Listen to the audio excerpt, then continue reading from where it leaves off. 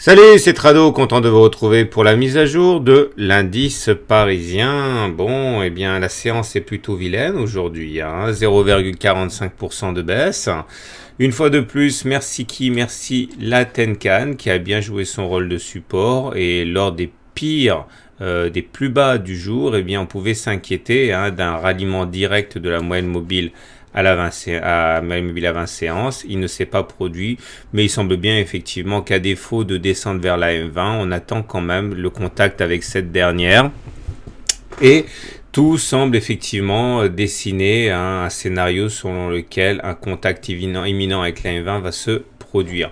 Alors le chandelier japonais du jour est une couverture en nuage noir, c'est-à-dire que ça commence plus haut que n'a fini la bougie précédente et ça termine plus bas que la moitié du corps précédent.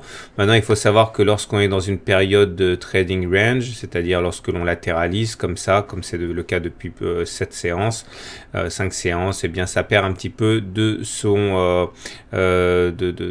efficacité, les chandeliers japonais. En tout cas, c'est pas un signe favorable, ça c'est sûr.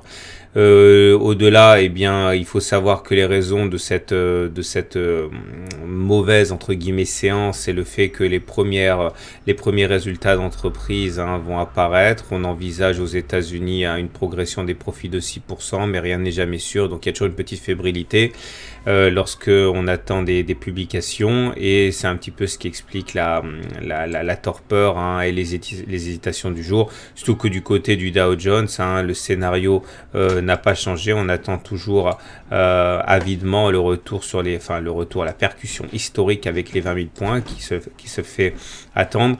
On remarquera également qu'on a fait un turtle soup sur la séance de vendredi, en ce sens qu'on est allé plus haut que le précédent plus haut, qui était le 28 décembre. Mais, enfin non, même un peu plus loin, le 20 décembre, mais on n'a pas réussi à clôturer au-dessus du précédent plus haut. Ça s'appelle un turtle soup. C'est un signal qui est plutôt négatif, et en ce sens, il annonçait ce qui s'est passé aujourd'hui. Il n'est pas dit d'ailleurs que ce soit terminé. Alors, ce qui est intéressant du côté du Dow Jones, c'est que regardez la M7 et la M20 qui sont en train de nous gratifier d'un non-croisement haussier. Si on devait clôturer comme on est en train de clôturer maintenant, ça pourrait même être un signal super fort, puisque quand la M7 fait mine d'aller croiser la M20 et que finalement elle décide de repartir vers le haut sans l'avoir touché précédemment, c'est un signal très très fort. Donc on va attendre avec impatience la clôture du Dow Jones ce soir. Du côté de l'Eurostock, du côté du SP500, pardon, c'est à peu près la même chose. On a un turtle soup ici, vous voyez. On a fait un plus haut que le précédent plus haut de 20 bougies, qui était le 13 décembre, mais on a clôturé en dessous. Donc ça, c'est un signal qui est assez négatif, et la baisse de 0,2% aujourd'hui, même si la séance n'est pas terminée, milite en ce sens également.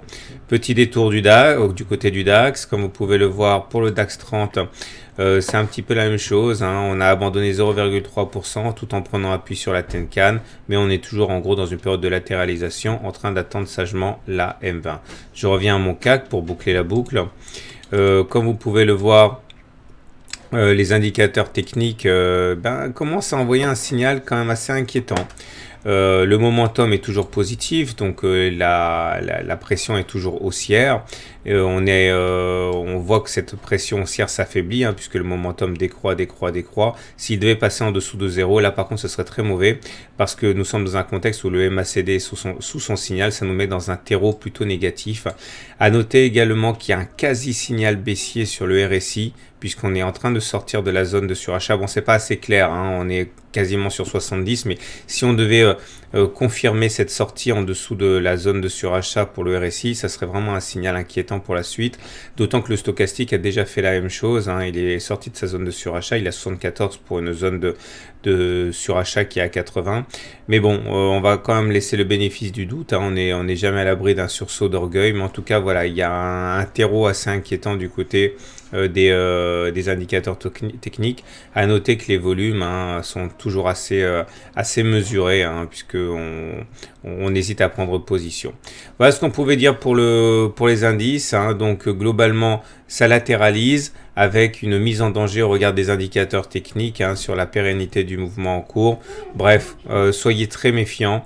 C'est sans doute trop tôt pour spéculer à la baisse, parce qu'on n'a pas de bonnes raisons de le faire, mais on a de moins en moins de bonnes raisons d'acheter aussi. Voilà ce que j'avais à dire pour ce soir. Je vous souhaite une bonne soirée, de bons trades, et à demain pour la mise à jour.